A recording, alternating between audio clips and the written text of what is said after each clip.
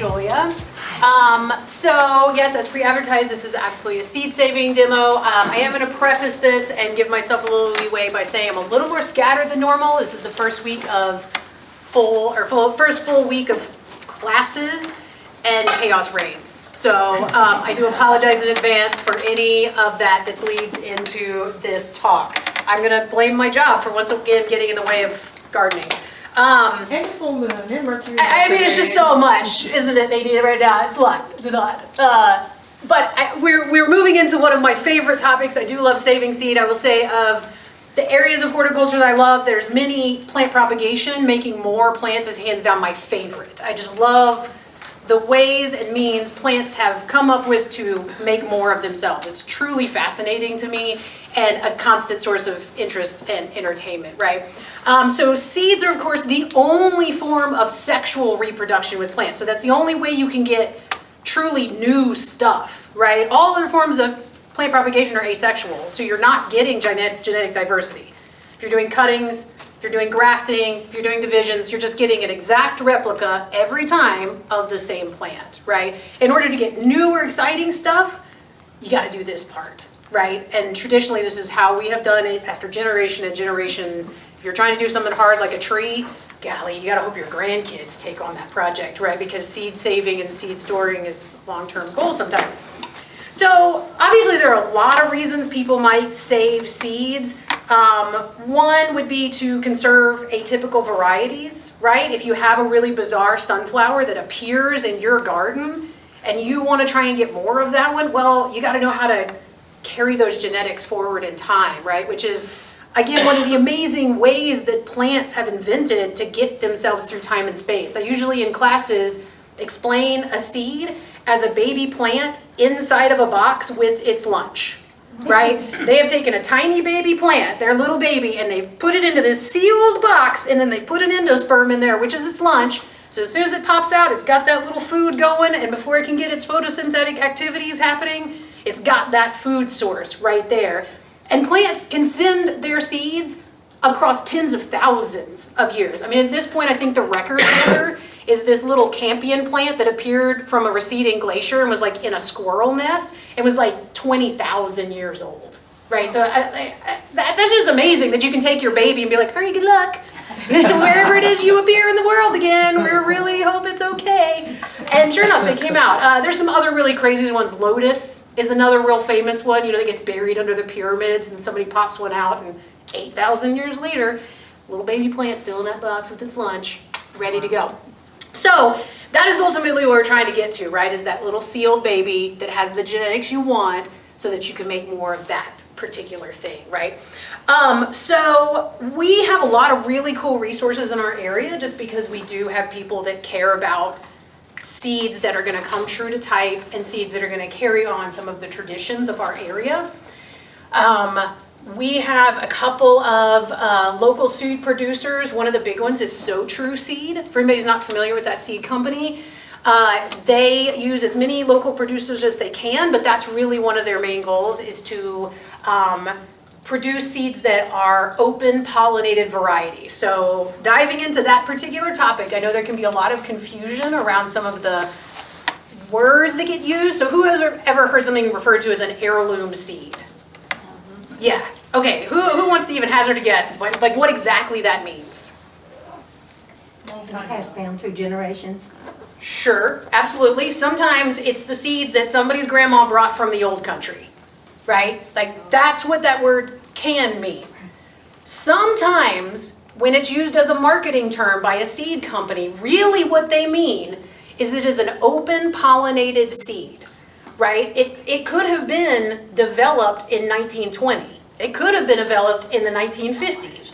Really what it can mean is that if you have a yellow crookneck squash that's the mother and a yellow crookneck squash that's the father, and those two plants cross, their babies are going to come out with exactly the same babies. They're not going to be something totally new and different, right? Yeah. Heirlooms? Oh, okay. That's never mind. She got lost for a second. Oh, sure. So, and it can be confusing because we use those terms now interchangeably, and they tend to be a lot of crossover between like a marketing term and a genuine scientific reference to what is happening to your seeds, right? So open pollinated is sort of the more strict horticultural definition of something that if I save seed from this, it is going to come true to type. A lot of times, heirloom is the more pretty marketing term they use to mean the same thing. It can mean both things. It can mean open pollinated and it can mean it came from the old country. It doesn't have to mean both of those things, right? If something is a hybrid variety, that means that the mother and the father were two different plants. So just as an example, if I have a German red tomato and a Mr. Stripey, and I cross those two plants and what I get is a German Stripey that's an F1 generation, if I save seeds from that F1 generation, those babies are gonna be who knows what. Because the genetics are still like scattered. In order to get a German Stripey, I will always have to use a Mr. Stripey and a German, right? Like you always have to have those two parents. So if you see something and you're ordering from a Johnny's or any seed company that doesn't specialize in open pollinated, if it says F1 hybrid generation, that means that if you save seed from those plants, you're experimenting. You're saying, I'm gonna get whatever I get, right? I'm not really sure what this is gonna be, but it's sure not gonna come out every time as a Mr. Stripey or German Stripey. Yeah. Heirloom, I have to say, is associated with non-GMO. So not necessarily, right? So somebody could have created a genetically modified organism that was in the 1950s. If that is stabilized and that seed is going to come out true to type, they can start to say heirloom as a marketing term, right? Like again, this is why I bring this up, because it can be a little convoluted, right? Like what exactly they're referring to when they're saying those things, right? Again, I think the most important terms to focus in on are open pollinated versus hybrid. Open pollinated means you can save seed from it and get the same plant out of those seeds as the parents were. If it's not open pollinated and it's hybrid, it means you're taking your best guess as to what it's going to be, which is how we get new varieties, right? Some people do that on purpose. Some plants, they won't come true to type. Like apples are real famous for being a plant that crosses genetics, kind of like humans, right? So if you save seed from a Red Delicious apple, even if it was a Red Delicious mom and dad, those seeds are going to come out like, who knows what they're going to be, right? And then you grow those plants up and then you're like, I wonder if any of these apples are any good. Always. So anytime you want an apple, there's some other plants that are like this that's true to type, you have to do grafting. You have to do cuttings. Otherwise, you can't get the same type of seed every time from an apple seed. Just not possible. Yeah. So these seed companies are, they're making the marketing work with the words. Well, sure. I mean, that's their job, right? Like, that's what they're trying to do. So you do have to kind of pay attention as much as possible. And I don't think anybody's trying to scam anybody here, man. But like, Working out. how do you get that term in ways? So if you say open pollinated in general, sometimes nobody has in it. What are you talking about? Nobody knows what that word means. But if you say heirloom, that is a more socialized word that people are like, oh yeah, that means a plant that if I save it, it's going to be the same plant over and over. And where's this so true seed? They're in Asheville. Oh, okay. Yeah. Right off the. Yeah. And Yeah, it's just right in Asheville. SOW. Okay, thank you. Like I'm sowing seeds. Yeah. So I am confused. If Sure. I have an heirloom open pollinated tomato plant, Yep. but I also have something else growing next to it, are the tomatoes off of here? Are their seeds going to be, or are they going to? So that's a great question, and we're gonna get a little more Oh, into okay. that when we get to Okay. like saving seeds in terms of not, so like, let's say I do, just to start into it a little bit, let's say, and I'll use my example, I have my yellow crookneck squash here, right? If for some reason I have this yellow crookneck squash planted right next to a, I don't know, let's just say a red speckled squash. If that red speckled squash is the thing that pollinates this, then these seeds aren't gonna turn out like, because now we've got genetic crossing. Again, the big thing is that if you have a mother and father that are the same in open pollinated plants, then you get babies that are the same, right? You still can get genetic diversity, right? So if you wanna save seed and have them come true to type, there's some other rules that have to do with like pollination distances, how do you time it so that you don't get pollination that crosses things? Because some people want to do that on purpose. They're like, I wonder what's going to happen if I cross this with this. And then again, that's how we get new varieties, right? That's how that's done. Yeah. Is that what happens when you have like a banana pepper plant and then some very hot peppers around and a bumblebee carries pollen over and all of a sudden the banana is very, very hot? No, Different. because the seed or the fruit that plant is making is already genetically predetermined, right? There's no way that can happen. However, the seeds you save from that banana pepper, if they were pollinated by one of the flowers of the habanero, then yeah, maybe you just created a spicy banana. But no, like the fruit coming from that First one, plant, okay. already predetermined. Genetics are already in that seed, baby plant's already in the box, Okay, right? gotcha. It's only the next box that can give you something new. Yeah, So it's possible the seed or the seed seller had one, sure, maybe. okay. Yeah. So they weren't Or- true bananas when we bought them. There is something called a sport, is what we call them in horticulture, right? Which is the genetic randomness of nature, Okay. right? Gotcha. It means that that one plant, for whatever reason, something went brrrr and did something different, right? There's some recessive gene that came forward. Honestly, like nursery people love sports, right? If you got 1,000 little cuttings of maples and they're all supposed to look alike, but then you have this one that has some sort of bizarre color or leaf shape, you're like, oh my gosh, and then you start taking cuttings of it, and you start making more of it, and then suddenly you get to name it, and you get to patent it, you know? So sports is kind of its own thing, and you can't predict those. Those are, so maybe you have a banana pepper that had a recessive spicy gene that popped out, because genetics is a crazy world, right? Yeah, back here. Couldn't that also have something to do with soil acidity as well? A little bit. I mean, if we're talking about like pepper spiciness, again, that's mostly predetermined in how much of that capsicum oil they're going to produce. That's, I mean, like soil fertility is maybe going to have something to do with how much they're capable of putting into it. Like if they're healthy, they're going to be able to make more capsicum oil, but not really, right? Pepper is spicy or not spicy unless, again, something went wrong, the seeds did something strange and they popped out genetically different than they should have been. Or there was a mistake and the seed company gave you the wrong seed, because it does happen. Yeah, Yeah. especially with peppers. Especially with peppers, it's hard. It's really hard to keep track of them. Yeah, Capsicum or capsicum, spicy I don't have a whiteboard. Spicy. That's what makes pepper spicy. Yeah.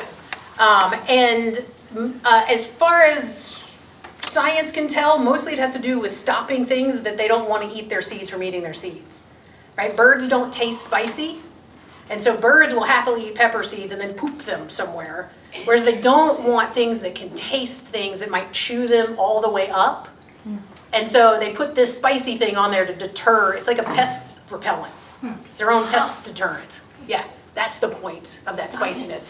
And we humans, as per usual, are like, nature, please give me this thing that is gonna make me like snot and vomit. It's so hot that I'm gonna put it into my face. Humans are so weird. We are the weirdest species. Yeah. So is that a good plant to put around as like when you're planting your gardens and stuff? Are peppers something to put around as like A pest deterrent?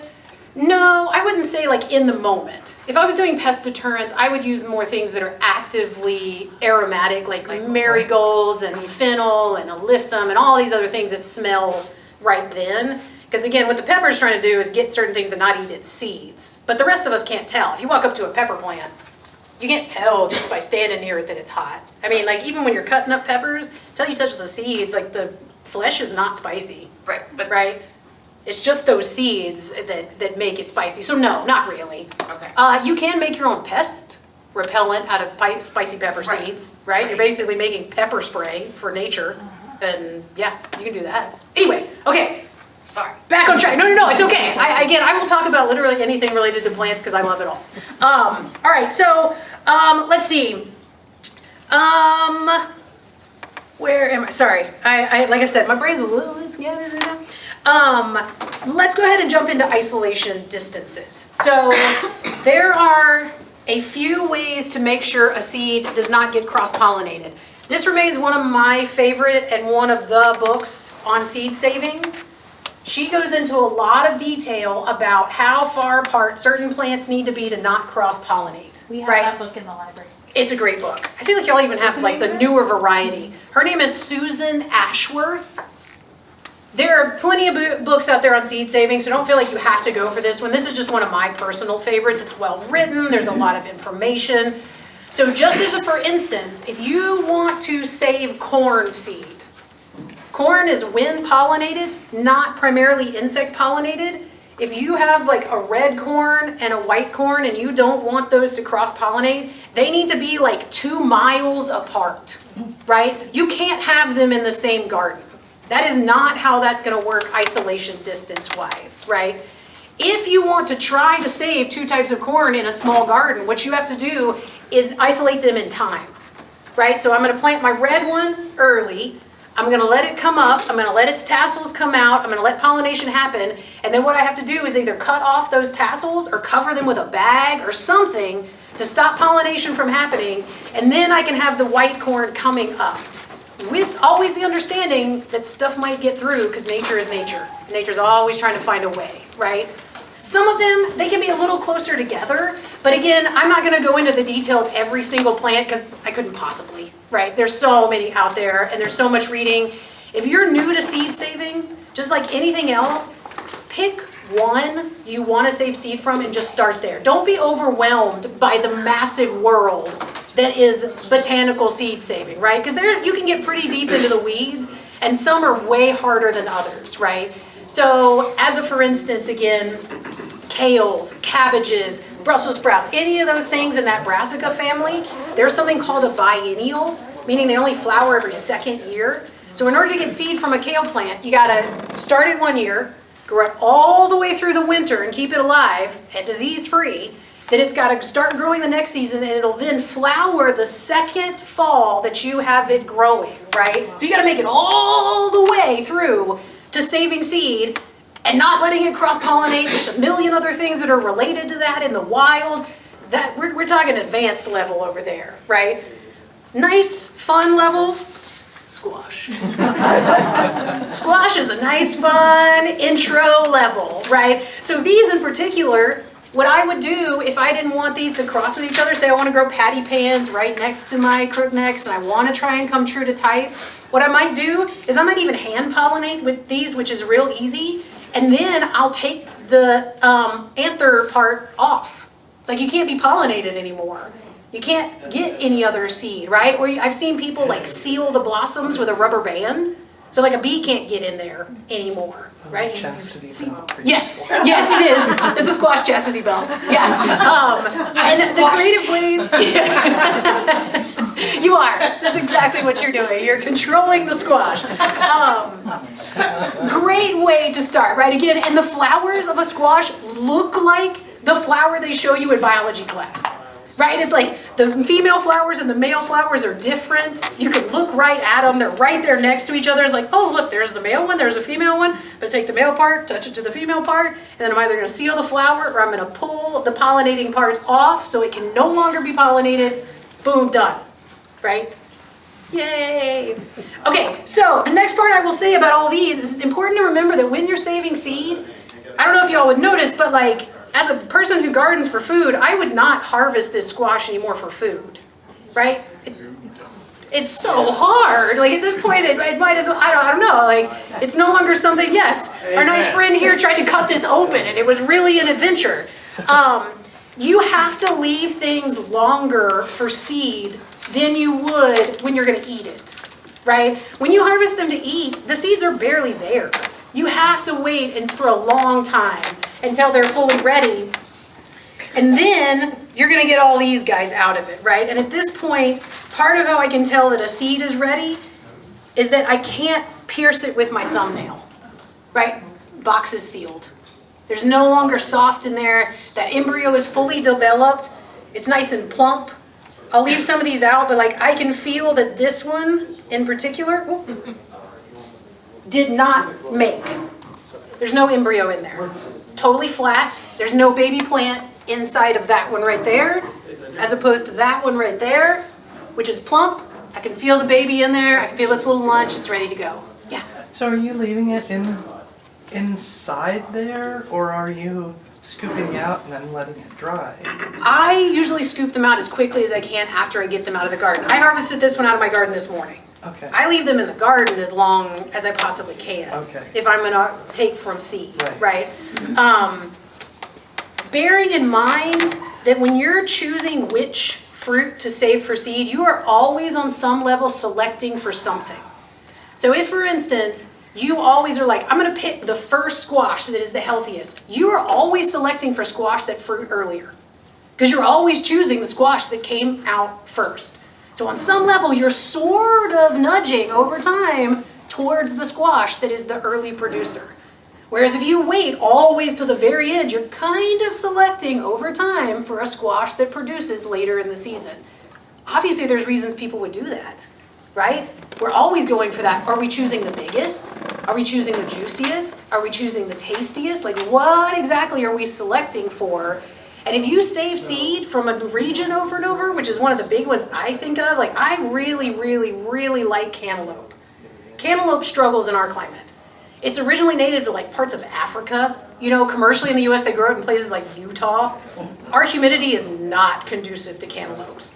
But I have some cantaloupe I've been saving now for like 10 years. They produce decent cantaloupes because over and over and over I have picked the healthiest, nicest looking cantaloupe, left it in my garden, not eaten it, and then saved seed from that plant. So slowly but surely I'm selecting for a cantaloupe that is capable of handling our humid, long, obnoxious southern summers, right? As opposed to a dry desert climate, which is what they really want and originally evolved in. Does that all make sense? Yeah. Okay, awesome. Let's see. So kale is one of the ones that will biennial? Biennial. So like my sorrel, Yes. Yeah. that I got seeds from. Awesome. parents too. That's very exciting. And something like that, as long as it's something that you don't really care if it has some wild cousins, you don't have to really care that there's other types in a garden or anything, right? Almost all of us plant multiple types of squash, or we have multiple types of kale, or we also have cabbage, and then those are going to cross-pollinate willy-nilly, right?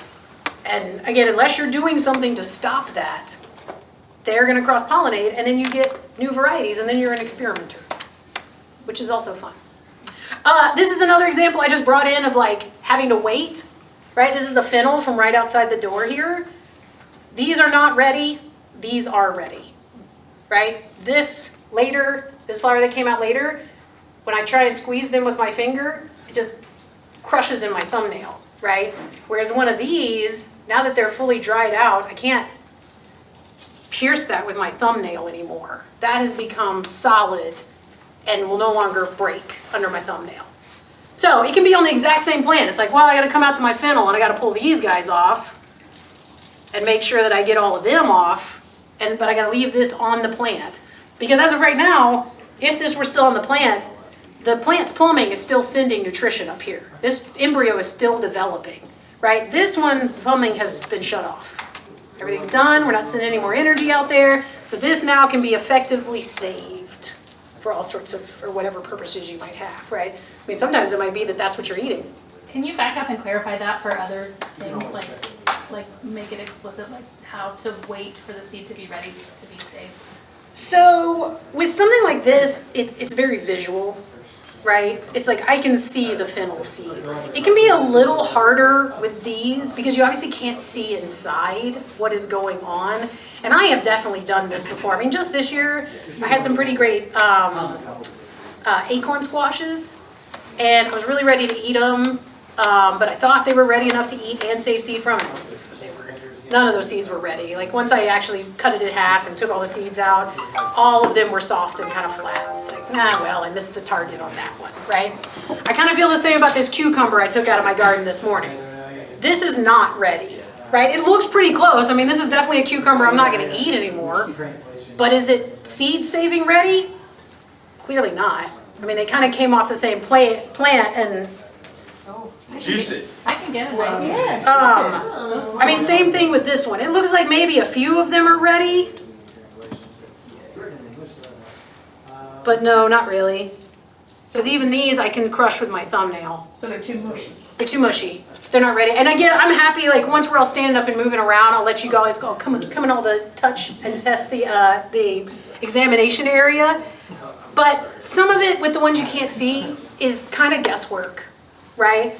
It's like, oh, I tried this one. Well, it's not ready yet, so I'm not going to pick. I got to leave the rest of them longer.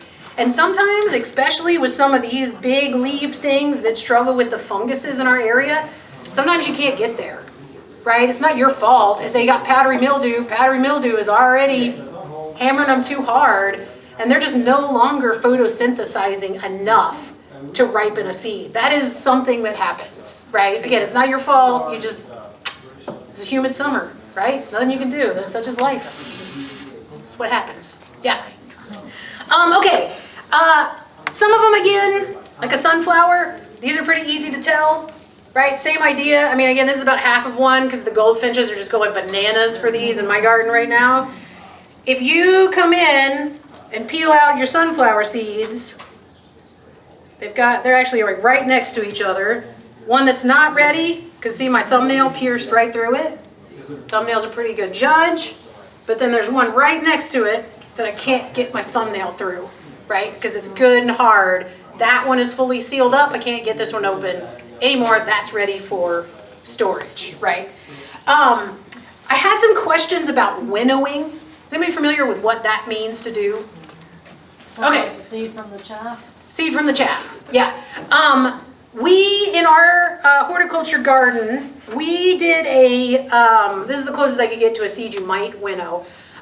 We did a cover crop bed with crimson clover. Crimson clover is actually pretty expensive in terms of cover crop seed, so we wanted to save as much seed as we possibly could. So this is the seed that we got off of that clover plant, right? And again, this will be easier once y'all can come closer. This is seed with its like transportation system still attached, right? Because all these seeds have some way to get the wind to catch them or to attach to a dog's tail or whatever it is they're going to use to make themselves go through the world. If I were wanting to sell this seed or store it long term, I would need to take all of this off. Usually you're going to put it through some sort of system that'll like smear all this off because the actual seed is sort of inside of here. It is real tiny. Once you've done that, like mixed it up a little bit, you need some sort of like airflow to come across, and then you like toss it into the air, and the airflow will blow the lightweight chaff you don't want and leave behind the heavy seed. I've seen people do it all sorts of ways. You can do it in front of your own face and blow on it. Seen that one? You can set up a wee fan. Used to, they would sit out when it's windy, and you sit there and toss the seed in the air, and then slowly but surely the chaff blows away, and you're left with just nothing but seed. On a personal level, what I will say is I have never winnowed anything in my life. I have no need to do that because I am not a commercial seed grower, so I have no intention of selling this. And two, I'm not usually saving it long term. I don't need to prep it to sit in a freezer for the next 5, 10, 15, 20 years. I'm using it pretty much the next year. So all I need to do is make it to next season, maybe the season after that. So for what it's worth, while that step can be important, or certainly if you're going to eat it, you got to get that stuff off there and you're going to winnow something. But again, as somebody who's been doing this for a fairly long time and all different times, never once have I actually done that in real life, right? Because I just don't need to. It's unnecessary. Which brings me to one of my other things I'm going to say. If you're getting into seed saving and you go out there onto the internet, as per usual, will offer you some very high-tech equipment, right?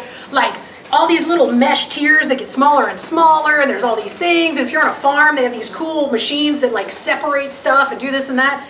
This is what I use. And some paper towels, right?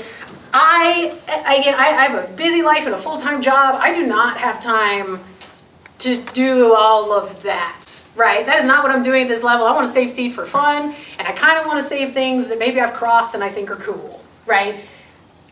Colanders. Awesome. They're so useful, right? If I'm going to be doing a squash like this, what I probably would have done is I'll take this whole slimy mess out, drop it into my colander, and then in my sink with water running, I'll run my hands around until most of the slime is off of them. Then I'll take them out and I'll spread them on a paper towel or something else fairly flat. You got to move them every day or they'll stick to the paper towel and never come off again. And then as soon as they are fully dry, which again, you can get a humidity tester and you can test them right down to like exactly what their moisture content is. I never do that.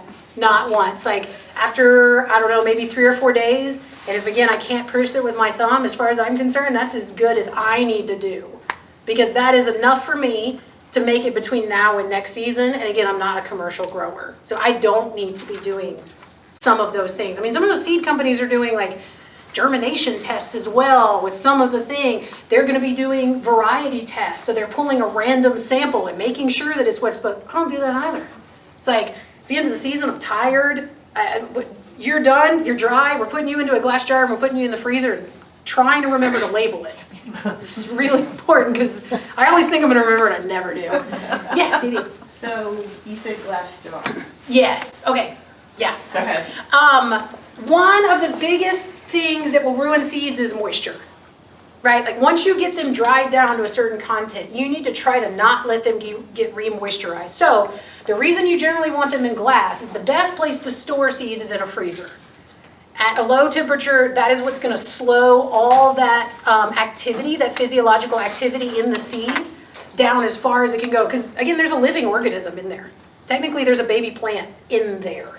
So you need it to slow down, and that's gonna be best in a freezer. But then if you have it in like paper or plastic, as soon as you pull it out of that freezer, immediately condensation happens. And you re-wet that seed, right? So if you're like, have a jar of beans, let's say, and you pull it out of in your glass container, generally what I'll do is let it sit there for about 24 hours so that it equilibrates with the room temperature. Then I open the jar so that it's not gonna suck moisture in there into my nice dry seeds, right? Then I can take out whatever I wanted for that day or however much I need for that season, reseal it and put it back into the freezer. Stainless steel also works, but I don't have stainless steel containers, but I do have a lot of mason jars. So then why do we buy all of our seeds in little paper envelopes? Because it's cheaper. I can assure you though, But the they don't seed feel company is moist. not storing them in that. Yeah. The seed company is storing them in stainless steel containers or glass or something else. Is anybody familiar with Svalbard? The big doomsday vault? Yeah. Yeah, so that's what they're doing, again, in a place that's already frozen. That's the whole concept of that thing, is you have to send in seeds that are in, again, metal boxes, and then they get put in this frozen environment. So, but that's really what it comes down to, is like, they're not gonna sell you a glass jar of seeds because it's expensive and it takes up too much space. But they don't feel moist or anything, they feel super dry. Well, so they're already dried down, right? It's like they're already room temp seeds. That's when they get packaged. And then, I mean, if like So True Seed, the Seed Savers Exchange, which is another great seed company, I fill out seed donation forms for them every year and they send us free seed because after year 2, John, of them being in that paper thing, their germination rate starts to plummet, right? Onions and lettuce, particularly notorious of not making it past a year, right? So if they've pulled them out of cold storage, put them into these paper containers, the clock is now ticking, right? They're out here in the moisture, who knows what. I mean, I don't know about y'all, but I've definitely ruined some seeds because I've got them out there in my hot little hand out in the field, and I dump what I want, but I think I'm gonna put it back, and then the package gets dirty and wet, and then after that, the next time I try to use those seeds, it's a total bust, because they just rotted in the package. Some will last a long time no matter what you do though, right? Like bean seeds, pumpkin seeds, that kind of thing, they can make it for a while with some pretty heavy abuse, right? They're just like sitting on the counter somewhere, and you're like, yeah, let's see if those germinate. Sure enough, yeah. I think I took Julia's step last year. Just throw it under the porch or throw it in the Yeah. porch and in a paper bag and all of a sudden, oh, it's working. Look, they worked. Yeah, I mean, again, seeds have been doing this. Seeds don't put themselves into a freezer other than wintertime. I mean, like, they're out there doing their thing. We're just trying to trick them into lasting as long as possible, right? So, some are easier to do that with. Some, you really gotta work at it, right? Again, pick the one thing you like, jump in there, learn about it, and then go from there. Don't pick every plant you've ever loved, because that is so overwhelming to think about, right? Start with 1, bump up to 3, move on from there and see if you enjoy doing this, because, gosh, there's nothing worse than feeling really overwhelmed, right? I don't know about y'all, but I don't like that feeling. Experiments fail. Yeah, experiments fail, like, yeah, I don't even want to do this anymore. I mean, like, all gardening can get to that point a little bit. I don't know about y'all, but I am really tired of weed eating and weeding. It's mid-August, it's really hot outside, I don't want to do it anymore. I don't even care. I don't even care if my garden is weedy because I don't want to do it anymore. Yeah, I'm over it. Like, if you made it this long, good on you, plant. After this, between now and first frost, I don't know, like, Godspeed, you know, because you lost me as a tender. Anyway, let's see. I feel like that is about all I have for formal comments. Julia? Will you talk just a little bit about how to make the seeds grow again, like, for example, cold stratification? Oh, sure. Oh, yeah. Yeah, absolutely. So that maybe I'll jump in by throwing out my 2 other favorite books I like. So if you want to get into maybe more complicated plant propagation, these are both really great. I've obviously been beating this one up for a long time. This one kind of just came into my world, but I like both of these. These go into detail on kind of like more native plants, more wildflowers, a little more atypical type stuff. But one of the things that is really common for our native wildflowers is what Julia's asking about, which is what do you have to do to a seed to make it open that box, right? Because some of those boxes are locked super tight. And I mean, just again as an example, like longleaf pine seeds have to go through fire to germinate. They have to be set on fire. Otherwise, nope, box is locked. Sorry, not coming out. Some seeds have to go through sulfuric acid, which is a stomach, right? If they don't go through sulfuric acid, if they aren't eaten by an animal, nope, not unlocking the box, right? Sorry. So 2 of the other really common ones are called scarification and stratification. Scarification is something that is going to damage the seed coat in such a way that water can get in there and start the little plant going.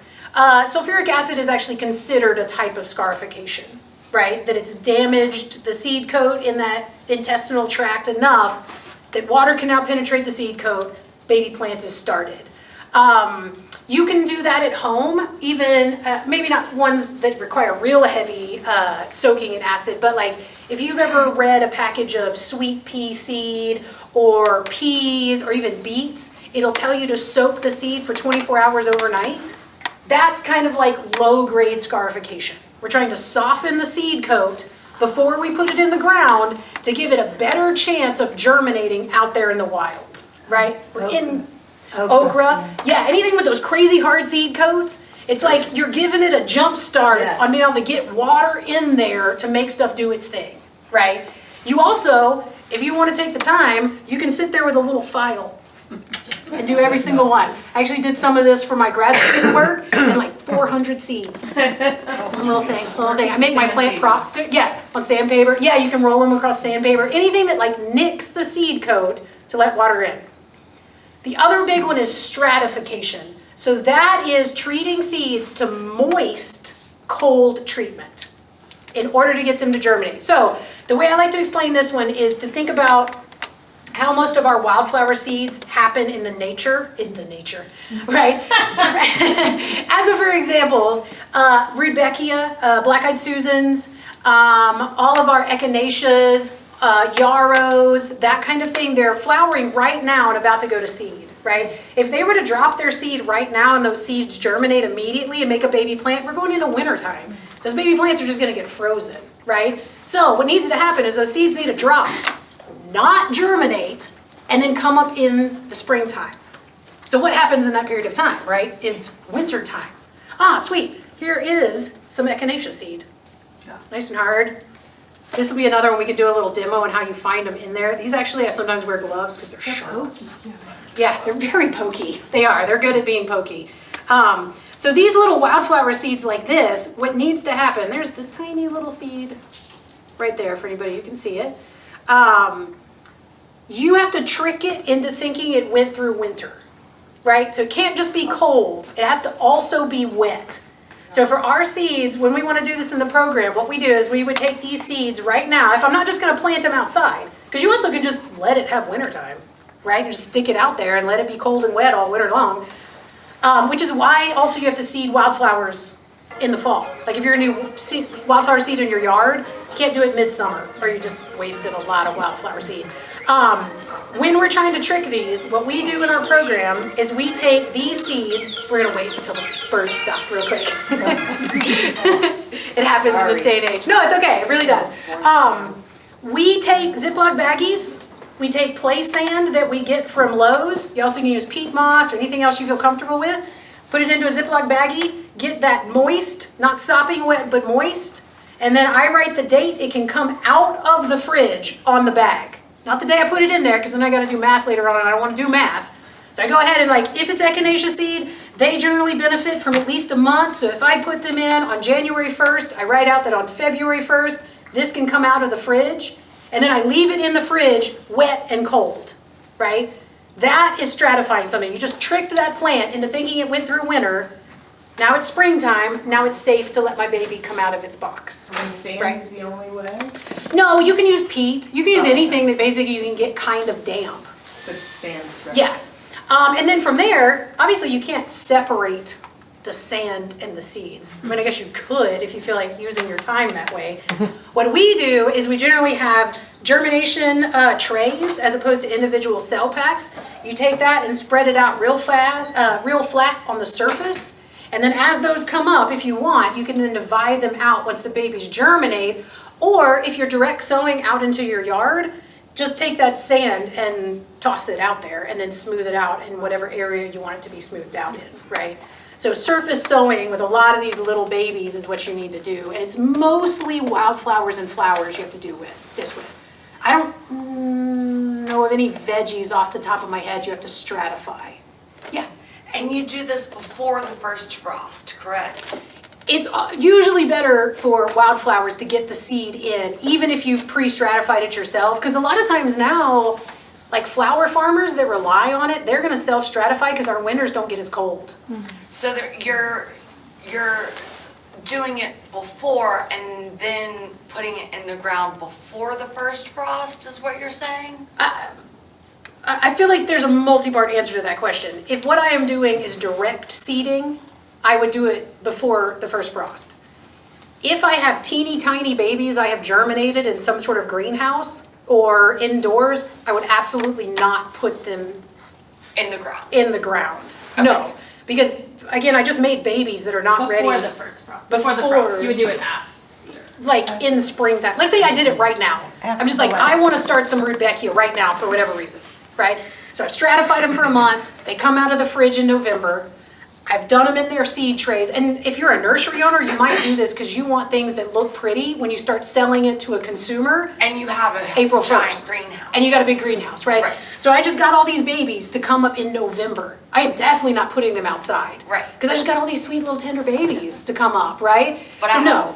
But I have 2 acres on a Sure. mountain, so I want to do it just, You can You, either throw out seed that hasn't been stratified, or you can cold now, or Yeah. whenever, in November. Or you can cold stratify them in your refrigerator now and put them out in the spring. In the springtime. The seed, just Yeah. cast the After the frost. stratified seed. and if you want to do seedlings, that you can kind of do anytime starting in the spring, right? So let's say again, you want big plants in the springtime. You stratify now, you grow them as babies all the way through the winter, and then you're ready to put out seedlings that are this big in like April or May, right?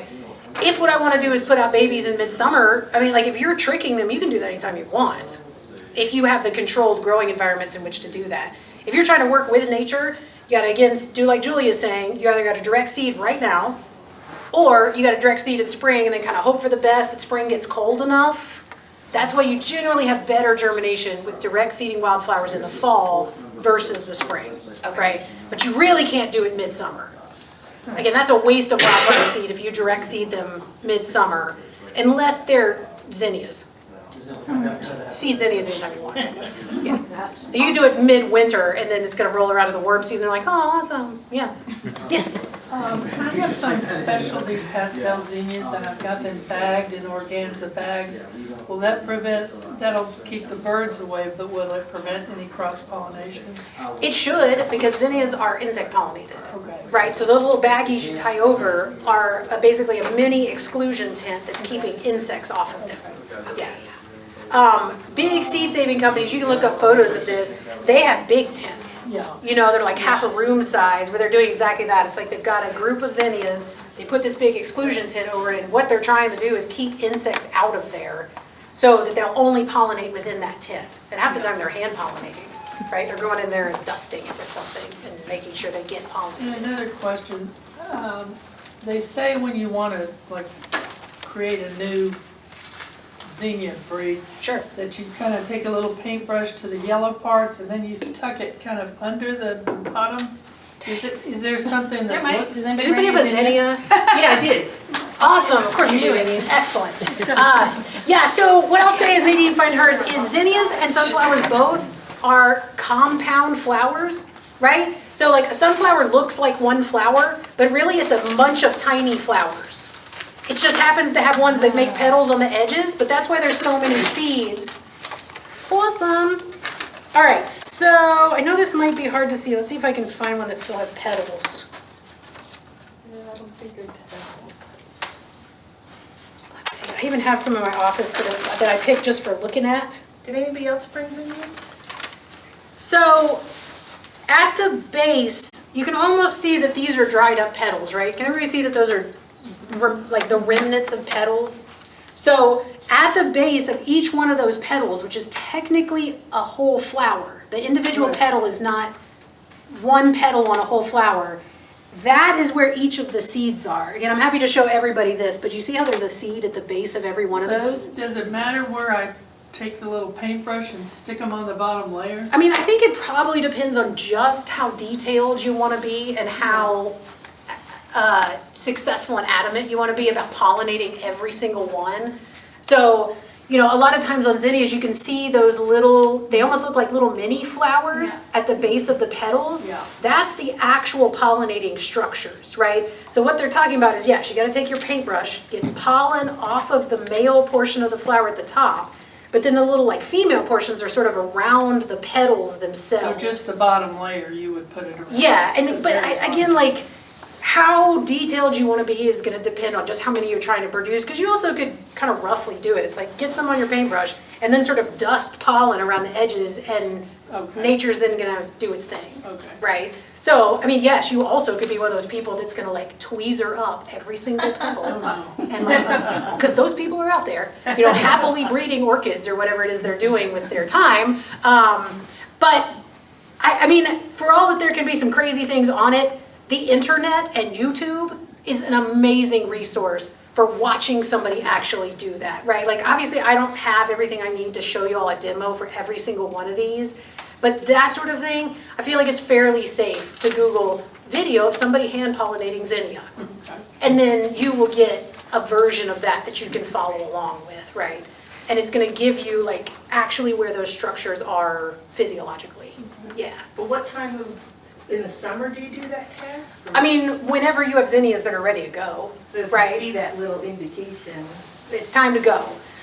The thing that you would really have to be careful of is them not having already been pollinated, right? Oh, Because how as soon would you as those know? flowers come out, well, so like if you're being real strict, you would need to put your organza bags on before the flower opens. Oh, Because as soon as that flower opens, all those pollinators they're starting work at like 6 in the morning, okay. right? As soon as they're dry enough to start buzzing their wings, they're out doing their job, right? So you need to have that on there before the flower opens. Okay. Then the flower's gonna open in the bag, you take the thing off, get your pollen from whatever, like if what you're trying to cross is a yellow and a purple just to see what happens, take the bag off the one that you want seed from, get your pollen from your yellow one, put it on your purple one, you gotta put the bag right back on. Okay. Because we can't let insects on it, right? Because they're really good at their job.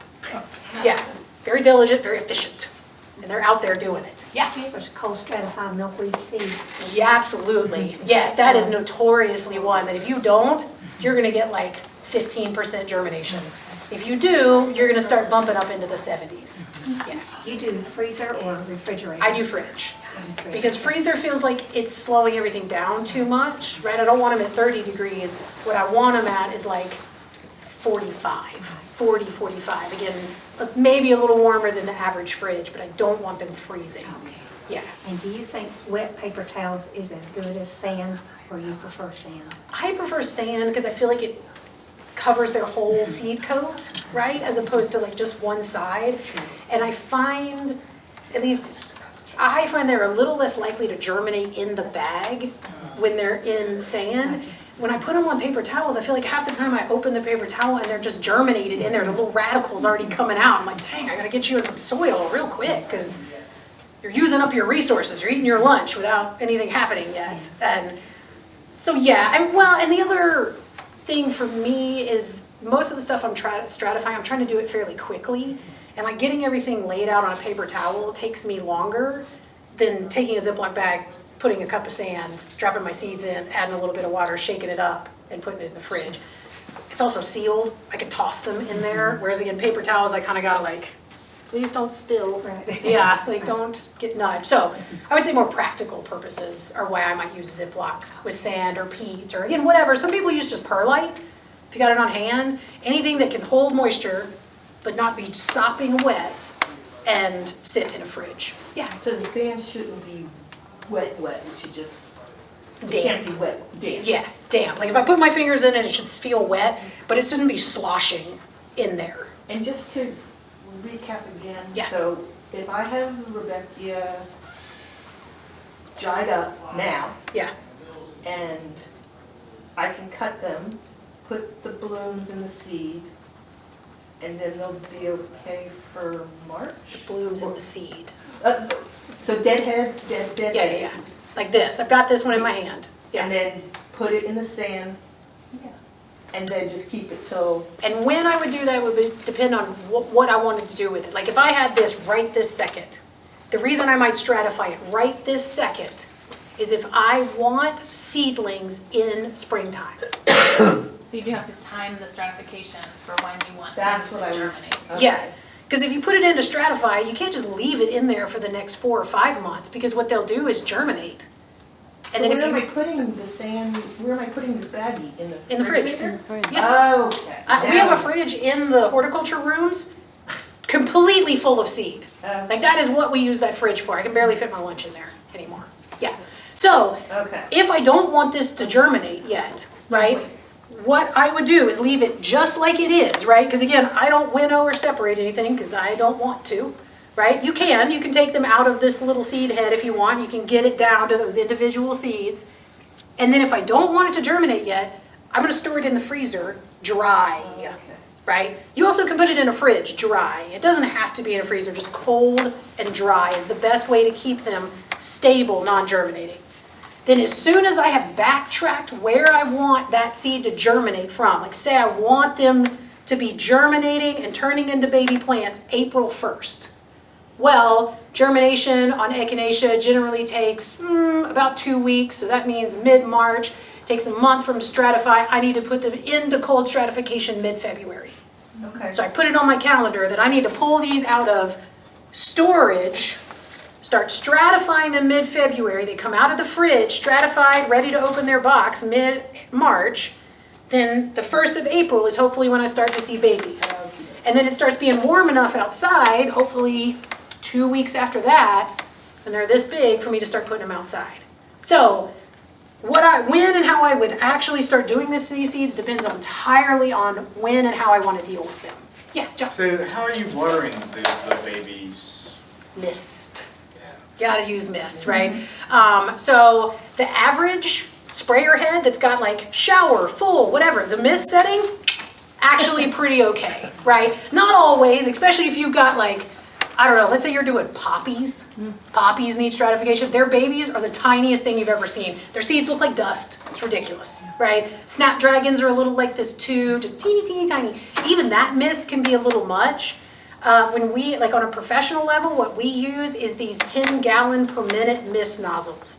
You can get them at like specialty growing stores, and it makes the finest poof of mist you've ever seen, right? And it causes no pressure and no bouncing of soil. And how do you keep that from getting clogged up? Filters. Yeah, I mean, it comes with pre-filters in the little nozzle when they ship it to you, and then you gotta make sure those don't fall out every time you take it off the hose. It so clogs up. Well, and you gotta get new ones. I mean, I would say that, you know, I was a flower farmer before I took over this job, and I had to buy those at least every 2 or 3 years. Because same, I would lose the filter, they get clogged up, or I dropped it because it's only like that big and I forgot to put it in my pocket and like, where's the nozzle? I don't know.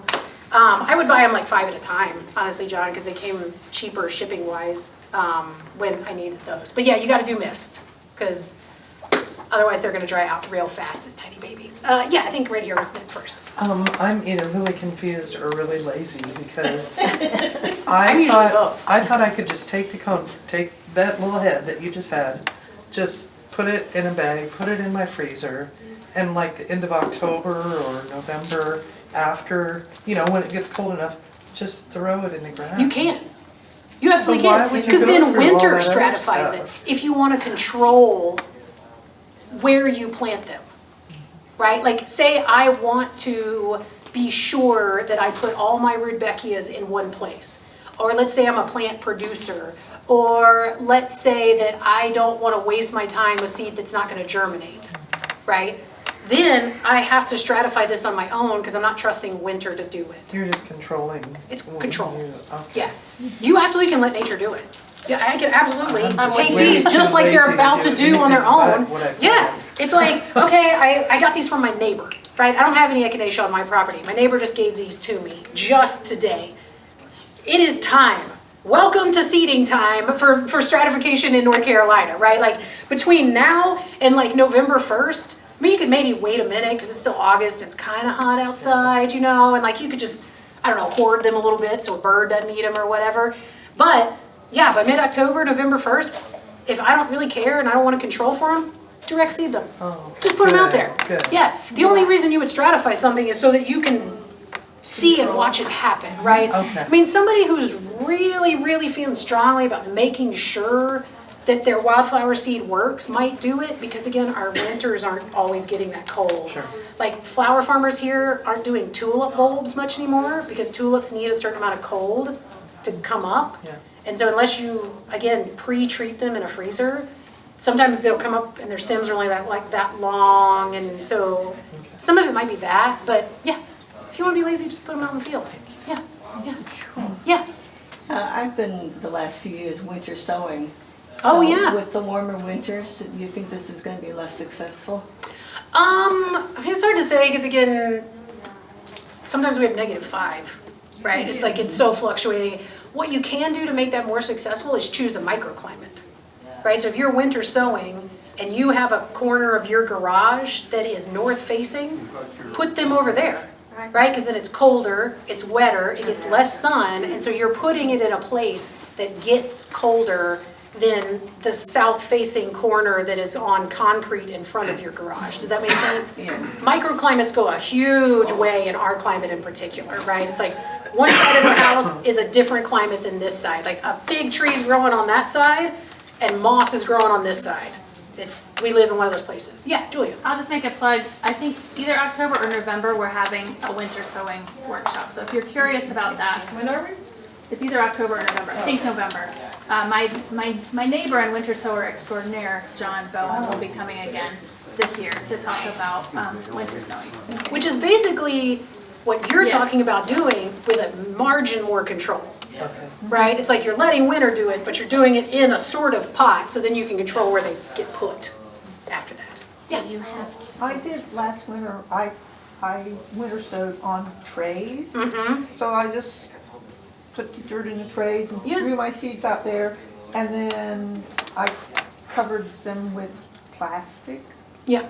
and put them in the garage. What month, in a Carol? dark corner. I think depended on the seeds. Some of them I started in January, and then some I waited a little bit of time. But I just stuck them. I sprayed them with a pump. I use a pump-up sprayer, and you can make a that's real a good fine idea. mist. Yeah. And then stuck them in a dark, cold corner, and it was inside, so they didn't get dug up by anything.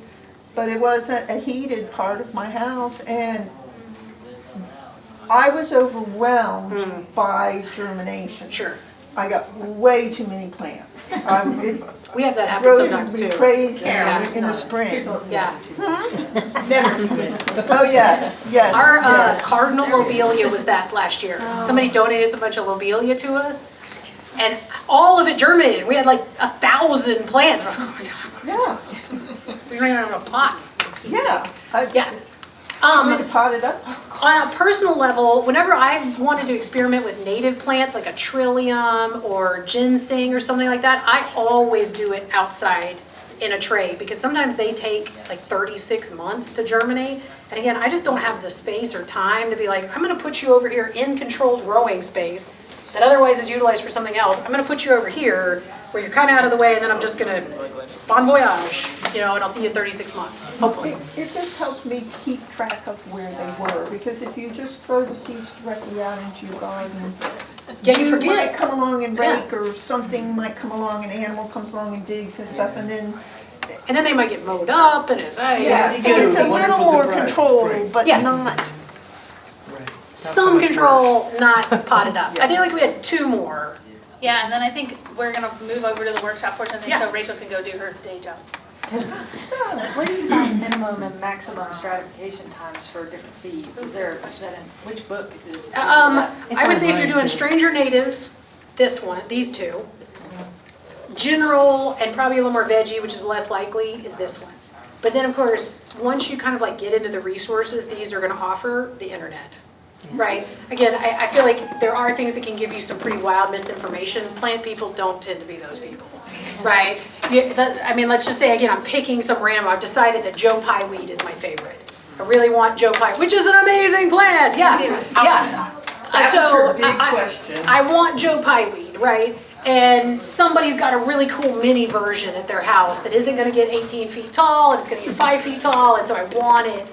Well, I've never done Joe Pye weed before, so I know it's a native, so surely it has to be stratified, right? I'm gonna Google stratification success length for Joe Pye weed. And then I'm gonna get a range, and then after that, like so much other stuff horticulture related, I'm experimenting, right? I know I've got a heart of a scientist, so what I might even do that first time, if I can remember to label everything well, it's like that seed my neighbor gave me, I'm gonna split it in half, and one of them I'm gonna do 4 weeks, one of them I'm gonna do 8 weeks. Which one does better, right? And then you're narrowing in on your own little world, what worked best, right? Because all of it changes from place to place. Like what happens up in Leicester is different than what happens for me in Zirconia. We might as well be almost different growing zones. Because I live in the thermal belt, they live in the frozen pocket. Like, sure, I guess we're sort of both 8A, but not really. I mean, pretty different climates. All right, right here. I was just gonna ask, when she said put it in the freezer, is that necessary, or can you just put it in the ground now? You put it in the ground now. Or just leave it? Yeah, well, and certainly like, if you've got these on your own property, you're not trying to move them somewhere else, the only reason I might come over here and mess with this is to keep the birds from getting it, right? Because the goldfinches will go for these. So like if I don't want the goldfinches to get them, if I'm walking around in my own garden, what I might do is pick these heads and then like rough them up right there in the garden so that a bird doesn't eat them. At least it's on the ground, not getting eaten by a bird. But otherwise, nature's doing its thing. I don't have to do anything else other than not let them get eaten. So like if I already have them and I just want them to self-seed more, that's the only step I would take, is to minimize predation, if you will. Yeah. I have one resource similar to what you were saying. If you go to the website growmilkweedplants.com and go into the little search box, germination, like mason jar, Jar, germination. Some of the greatest information, based on what the good success you were having with your research. Great way to do it. Betsy, There's a lot out there. Betsy, did you have a question about the Joe Pye weed? I had 3 Joe Pye weeds last year, and now I have 15. Yeah. And they're giant. Huge, yeah. And I just want to know, like, you just talked about how you're learning. Sure. How to So do you it. want more or less? Oh, I want more. You want more? Because I want to share. Oh, sure. So just like anything else, they've got to get to the point that their seed is dried down enough to save, right? So if you pick them too soon, that's almost the problem.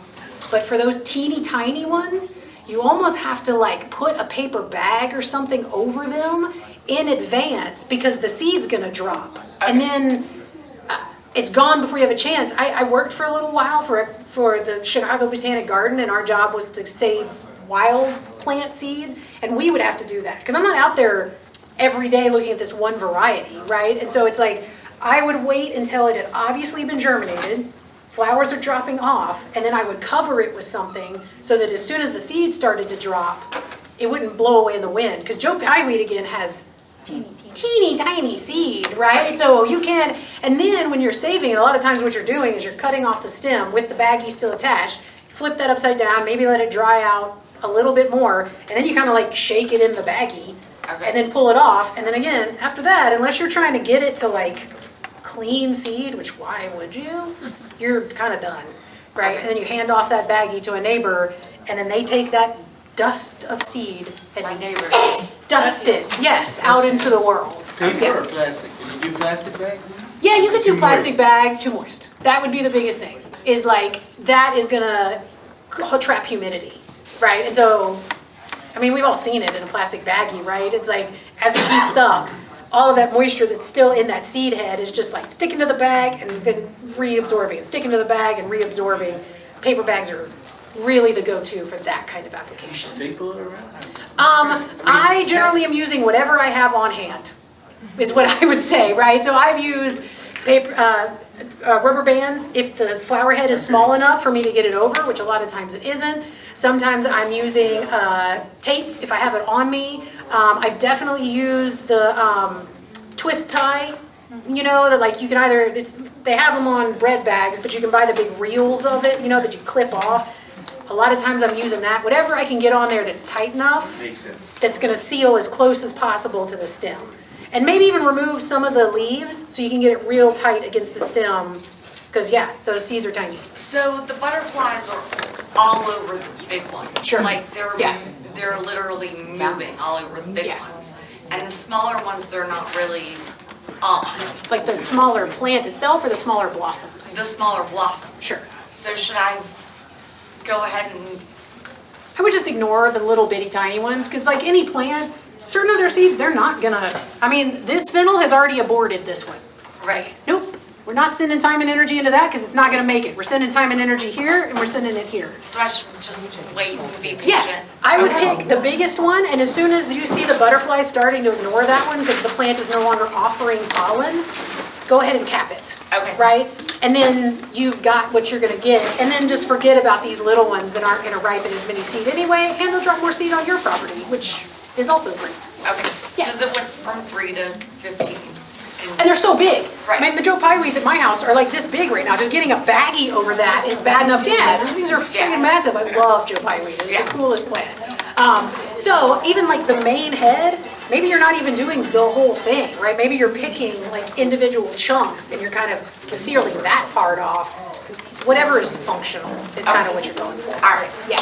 Awesome. Absolutely. Yeah. Thank you. And I'm easy to get a hold of. My email is horticulture@blueridge.edu. I'm happy to answer any questions you might have post this meeting. Yeah. Awesome, thank you.